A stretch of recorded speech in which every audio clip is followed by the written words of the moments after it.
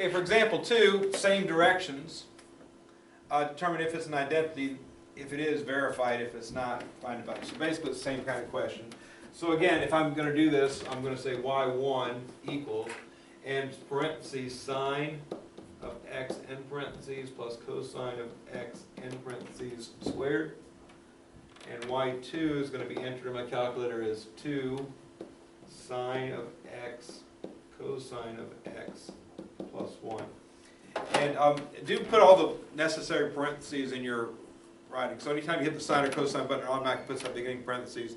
So if you want to do just sine of x or cosine of x, whatever, make sure the end parentheses happens on that. And then let's see if I go here, clear this out, and we type them both in. So parentheses, sine x in parentheses plus cosine x in parentheses squared. And y2 is 2 sine x in parentheses cosine x in parentheses plus 1.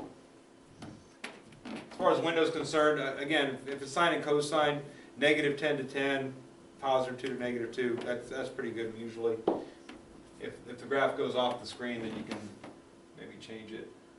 There's that one, and hey, look, the red's laying dead on top of the blue, right? So again, that's what an identity looks like. So that tells me that there is not going to be a value out there that I can pick where they're going to be different. And if you want to even verify beyond the graph, I mean, obviously the graph looks pretty good, right? But if I go here to the table and I start picking random numbers, same answer, and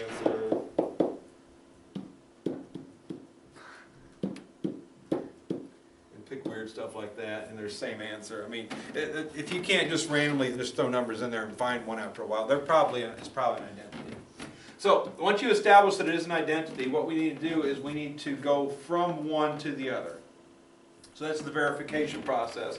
And this is going to take us back to Algebra 1. A little bit of Algebra 2. And of course, trigonometry is involved because it's trigonometric functions. And that's where the useful trigonometric identity sheet here that comes play. I'm going to shrink that up a little bit so we might be able to see it. The ones we're going to be sticking to today are going to be the first 13.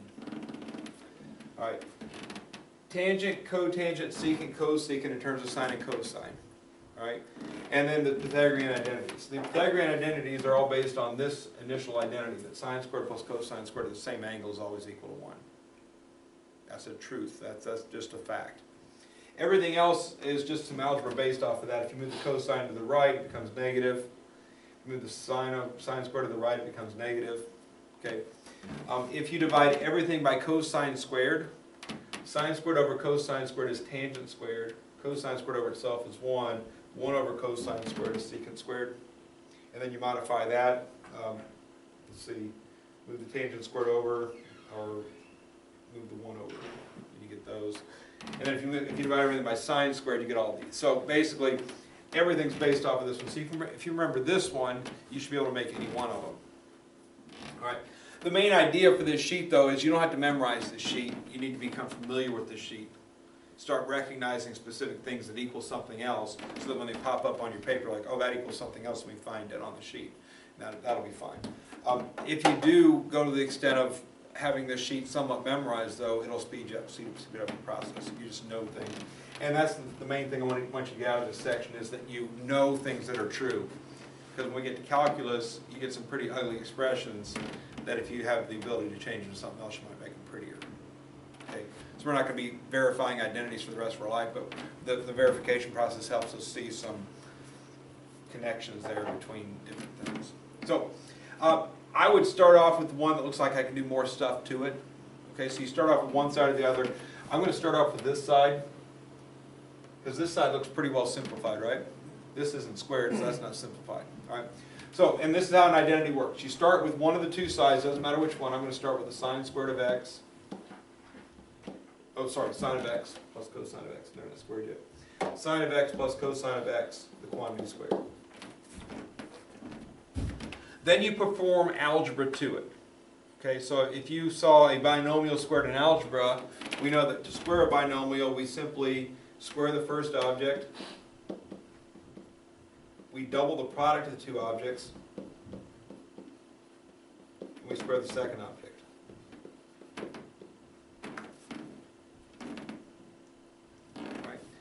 The whole time you're doing the identity, you know what it's supposed to look like, right? So our goal is to get here. That's what we're trying to get, right? So as things pop up in your expression that look right, so you can see 2 sine of x cosine of x is sitting right there. That matches this right here. The only thing we got left is this plus 1. So we're looking at the rest of this. The rest of this stuff's supposed to be plus 1. If you look at number 5 on your sheet, sine squared plus cosine squared happens to equal what? 1. So then the next step is the substitution. So you have the ability to substitute in, and that's what the sheet's for, is substitution purposes. If something in your expression equals something else, you're allowed to substitute. So I'm going to leave 2 sine of x cosine of x as it is. And I'm going to change sine squared plus cosine squared into plus 1. And the left-hand side, through algebraic simplification and some substitution, becomes the left-hand side becomes the right-hand side. All right. Get my directions mixed up here. And then what I want you to do also in your identity when you're doing it, shrink that up just a little bit so I have room to write. This is just the right-hand side, so RHS is right-hand side, LHS is left-hand side. All right, so tell me which side you're starting with. All right. Explain to me just small description of what you did. So this is just a square binomial.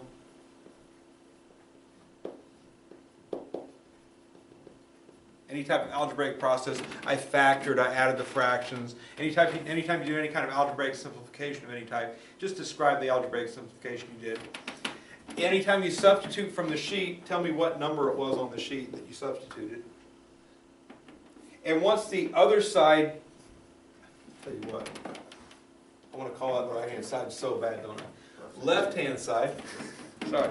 We started with the left-hand side. You can start with either side, but I'm starting with the left-hand side. Once what shows on your paper is the other side, then you're done.